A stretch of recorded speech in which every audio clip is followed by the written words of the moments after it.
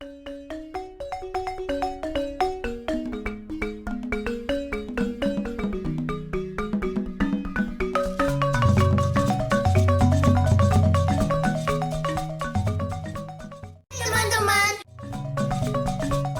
ini dia nih pantun rohani untuk hari ini dengan Feby dan Bania di Surabaya.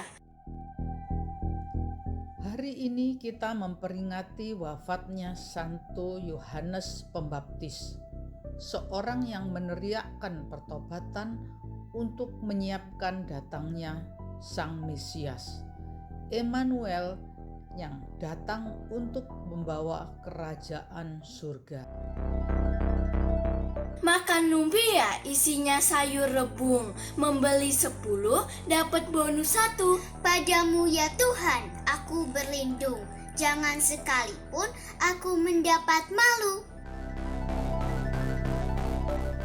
Yohanes Pembaptis bisa kita bayangkan sebagai seorang yang berpakaian ekstrim dengan berpakaian bulu onta dan makanannya belalang di padang gurun.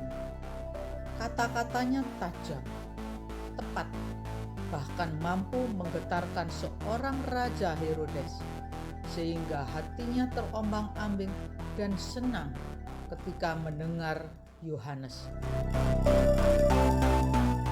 Jadi wanita janganlah judes-judes, lebih anggun bila selalu rendah hati. Herodes segan terhadap Yohanes, sebab Yohanes orang yang benar dan suci. Karena Yohanes selalu meneriakkan kebenaran, Herodes dapat merasakan itu di bawah sadarnya.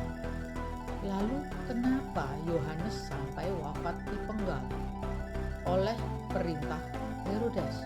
Semuanya berawal dari kepentingan pribadi.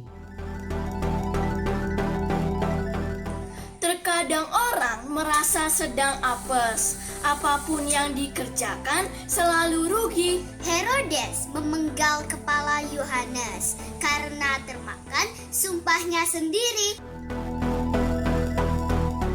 Setiap kebenaran berasal dari Allah. Karena itulah setiap suara kebenaran mempunyai roh yang bisa menggetarkan hati setiap orang. Roh itu akan mengombang-ambingkan pendengarnya untuk mengajak bertobat. Sejauh ungkapan kebenaran itu terkait kesalahan orang lain, memang seringkali kita ikut bersorak, ikut membenarkan, kadang-kadang ikut membuli, apalagi kalau terkait kesalahan orang yang kita tidak suka. Tapi bagaimana kalau kebenaran itu justru menogok kita karena mengungkapkan kesalahan kita, mengganggu kepentingan kita? Bagaimana reaksi kita?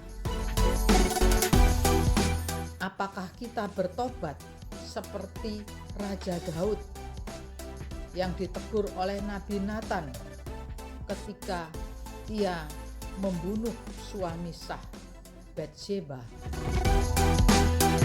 Atau kita seperti Herodes yang justru menangkap dan memenjarakan Yohanes, yang menegurnya ketika ia berselingkuh dengan istri saudaranya sendiri?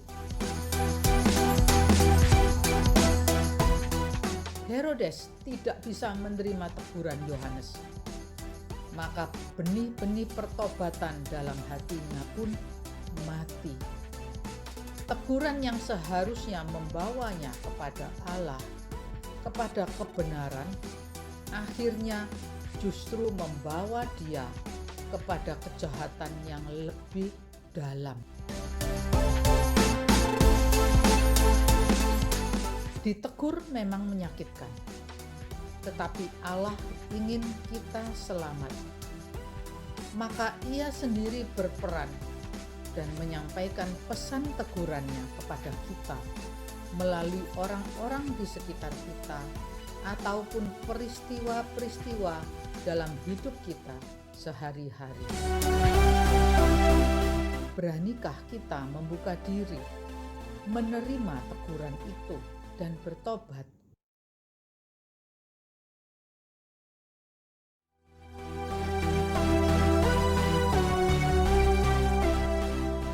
Ataukah kita justru mematikan pesan-pesan Allah itu dengan menolak sesama ataupun peristiwa yang sebenarnya justru dapat menyelamatkan kita? Marilah kita selalu berdoa, mohon rahmat, kekuatan, dan pertobatan kepada Allah Roh Kudus, sehingga kita diberanikan dan dikuatkan untuk menerima sabda pertobatan yang disampaikan Allah melalui sesama kita, peristiwa-peristiwa dalam hidup kita sehari-hari.